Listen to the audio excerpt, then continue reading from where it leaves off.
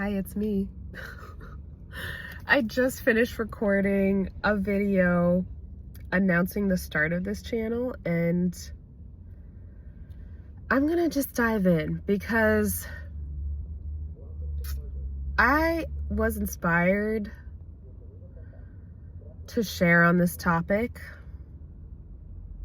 and that topic is people who are begging for money in the street. So, not very warm and fuzzy. You can not engage if that's a topic that isn't right for you right now. But where I live, and many places where I've lived, honestly, when I drive around, frequently enough, I see people who are in the street asking for money. And more often than not, these appear to be people in need. Maybe they have some needs that need to be met.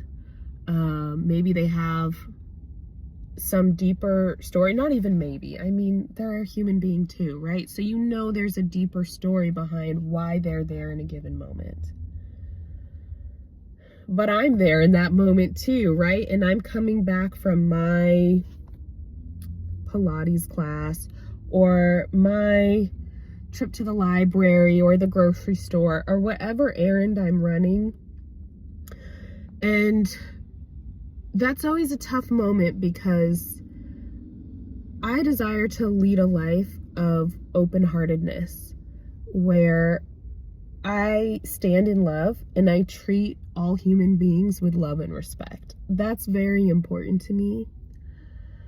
And I believe in a life that's grounded in joy. And for myself, I'm choosing joy. And sometimes that's hard to reconcile. One of those moments where it's hard to reconcile is when you're being asked for, or maybe even harassed for money, depending on how you see it, right? When people are showing you that they would like you to give them money, sometimes they're gentle with that display, and sometimes they are very firm or assertive with that display. Okay, hopefully you're still following me. I don't want to rush this topic. I think it's an important enough topic that I'll split this video up if I have to fit it into the TikTok box. So, all right, I've described the scenario. I am vibing high, as one of my friends says, and I love that she used that phrase. I'm coming from whatever blessing I have just received, and then I see someone who is not experiencing joy. They are experiencing maybe hardship or grief. It has to be, I don't even know. I can only imagine what it's like to be on the street begging for money, but I've never had that experience. And so in my imagination, that experience might include feelings of humiliation, of shame, of grief, actual pain, addiction, possibly, if not to a substance, but maybe to a destructive life habit of patterns in your life, right? And that, because I have a heart, because I'm open-hearted and care about people, that's hard to see. And so when I see that, my first reaction is, let me help you. So I want to help folks like that. And in the past, in my life, I actually did. So when I was in college, I would give money to people anytime I could. If they came and asked, I gave it because I felt that was the only thing I could reasonably do that would give me some peace in my heart about that person's situation and my interaction with them. But that's tough, right? Because I have my commitments and my responsibilities that I have to show up for. And part of the life I have built requires me to conserve some of my energy. And money is a representation of energy, right? When you give someone money, you're giving them some of your value. Whatever you did to attain that money was create value or give your time, right? Or receive a gift. But money does represent value. It represents tangible goods. And I need tangible goods to live too. I can't give all my tangible goods away to every single person and still exist in the lifestyle I've built now. And I know that there are some people who have shifted their lifestyle in a way that allows them to give more. That's very admirable. That's one of my goals. As I think about building wealth, I'm thinking about the blessings I can give to others who are in need of blessing. But that's a digression, right? In these moments when I'm driving and I see at the intersection someone needs money, I have had the experience of conflict where I say, should I give them something or should I not? And if I choose not to give,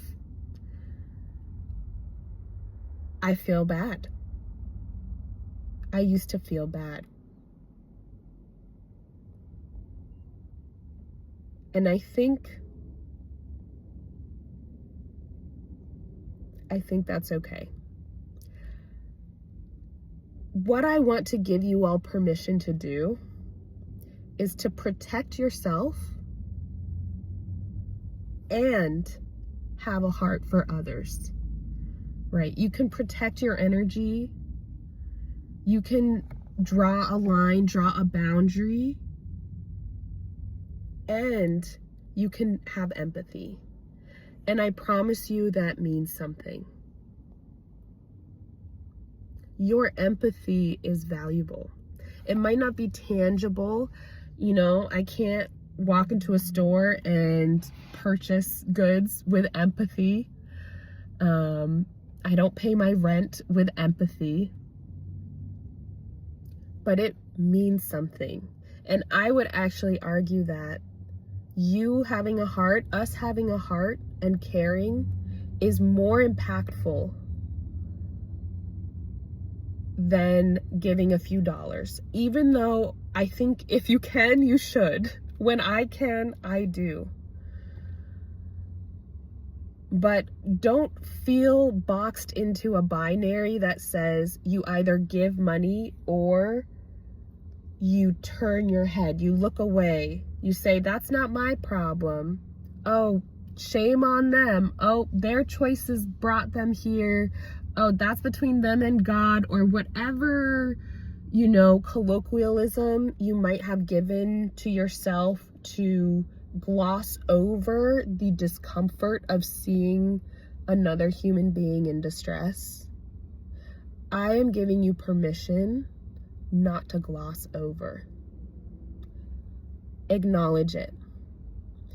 Because this is the world that we live in. There are human beings in deep distress.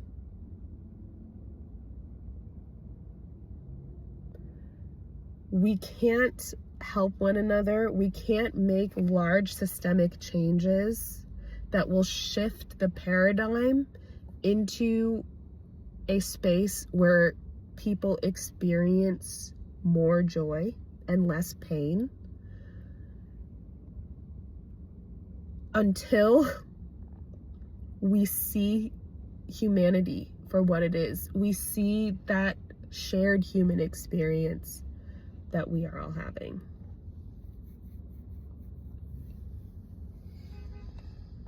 So I don't think I can give you a too long don't read. If you're my friend or family member, you know that I really I strongly believe in speaking to the full point, and I don't like to cut out aspects of my message because I feel all of it is important. So thank you for listening. If this kind of video, me speaking from the heart on a heavy topic, is something you enjoy, stick around, come along with me. I'm probably going to do this again. It brings me a lot of joy to share on these topics. So I think that's all I've got for this one. I thank you all so much. Maybe I'll see you again. Bye.